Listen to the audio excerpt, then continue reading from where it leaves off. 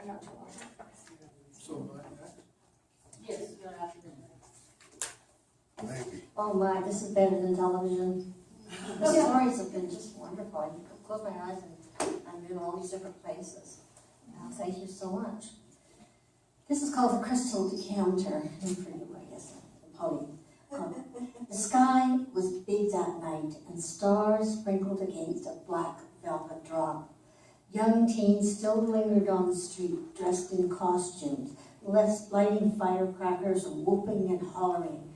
This would be the last of the Halloween antics until next year. There was a chill in the air, but it was a beautiful night, unlike Halloween nights when the first drop in temperatures came with the drifting swirls of snow. I drive to the front of my friend Susan's house, stop the car and get out. Susan had bought this grand old solid cedar 2-story brick house a year ago. The wood finish inside was in excellent condition, and all Susan and her husband did was add a newer kitchen and bathroom. Susan phoned me to tell me she had heard something interesting concerning the house. She suggested we get together with Sally and Helen later in the night, when the Halloween activities settled down and it would be quiet. I agreed, wondering what the story was going to be. As soon as I walked to the front door of the house, I stop and feel something menacing. I don't know why or where this comes from. It was just a feeling. I knock on the front door. Susan opens it and greeting me with a big smile. Come on in, everybody's here. Come to the table, sit. We sit around Susan's old dark wood dining table. Sally moves over to let me sit down. Isn't this fun? We're going to have a seance, she said, with the candles and the Halloween and a mystery too. Susan places a crystal wine glass in front of us. She takes the heavy wine crystal decanter from the buffet, removes the round stopper, and fills our glasses. As she places the decanter back on the buffet, the sharks of rainbow lights beam from it. Well, this may be an interesting evening. We might just have some visitors or visitor from the other side. Let's toast, ladies. What do you mean the other side? Like dead people are ghosts, I asked. Susan laughs. You never know. I smirk, holding my wine glass a little nervously for the toast. When we bought the house, a neighbor came over and welcomed us and told me that there had been a murder in this house a long time ago. She said the man murdered his wife in a fit of jealous rage. I don't know what the outcome was, if he went to jail or how long. So I thought this would be the best time to do this because it's Halloween. We'll do this seance thing together. Try and contact the spirit. See if we can find out what happened. Are you game? We all nodded yes in agreement. Helen speaks softly. I have a strange feeling when I came in here, like someone was here. Kind of gave me the goosebumps. Susan stands holding a lighter and says, I'll light the candles and turn off the lights, and then we will join hands around the table. Don't disconnect the circle. Just keep holding hands. That's important. Remember that. Oh, Sally says to Helen, oh God, your hands are like ice. I'm nervous, she replies. In the darkened room, the candles flicker and the shadows of the 4 women dance on the walls. We remain silent until Susan speaks in a loud, high-pitched voice. We are joined in this circle to contact whoever is present in this house. Give us a sign, give us a sign. Susan repeats, give us a sign, over and over again. A surge of energy passes the circle through our hands. Did you feel that? Helen says in a whisper. Oh, if you're here, give us a sign, Susan yells. The room becomes cold. Sally shudders. We sit in cold stillness and silence. Then the tinkling sound of glass comes from the decanter on the buffet behind the table.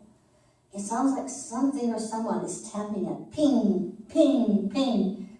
The sound suddenly stops, and the top of the decanter lands on the buffet. I'm afraid to turn on the lights, Mary says. Susan gets up and turns the lights on and blows out the candles. She points to the decanter. The top was on the decanter. I know I put it there. It was there before we started. Now it's not on there. Susan stops and just stands perfectly still. Oh my God, I just feel somebody touching my hair. Okay, let's stop now, Helen shouts.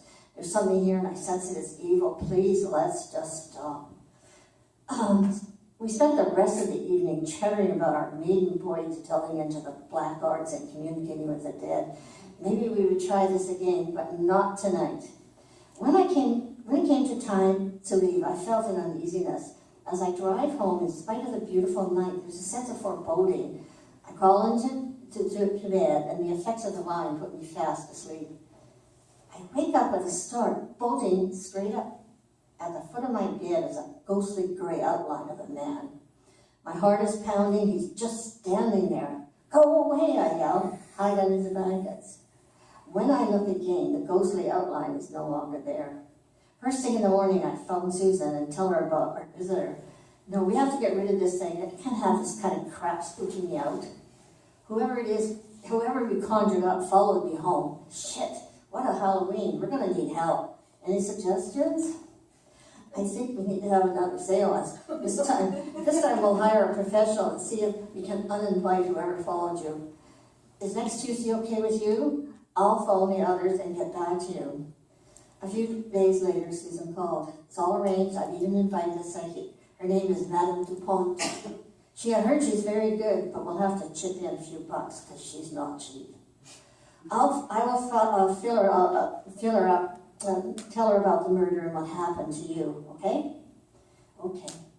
The night of the second seance was a cloud dark night. The snow began to fall and rolled in circles in the air. We arrived on time and we were met at the door by Susan and Madame D. There she stood, all dressed in a black skirt, white blouse, and a black jacket. She wore a large silver chain hanging from her neck, and on her head she wore a black silk-like turban headpiece. She spoke with a thick French accent. After introductions, we sat around the dining room table. This time, no wine. Madame Dupont smoked.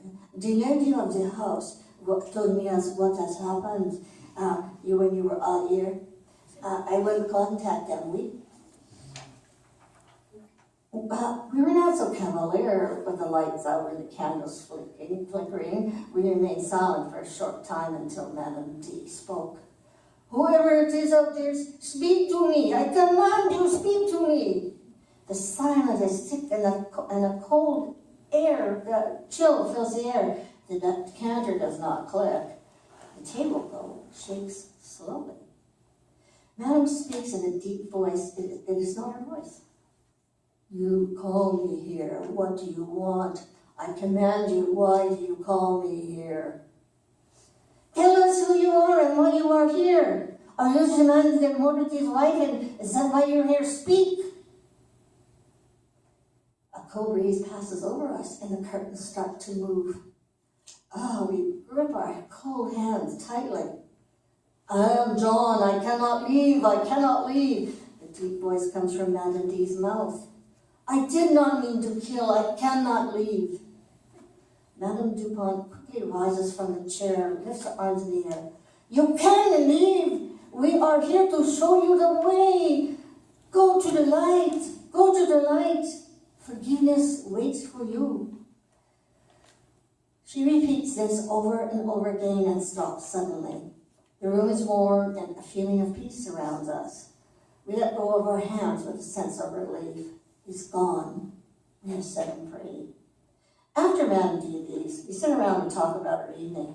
Susan says, I wish we could have found out more, like what happened. I'm going to check the name of the guy who killed his wife here. Anyone want to do another seance and find out more? In one voice, we all say, no, not here. Helen says, maybe another time in another place we can try again.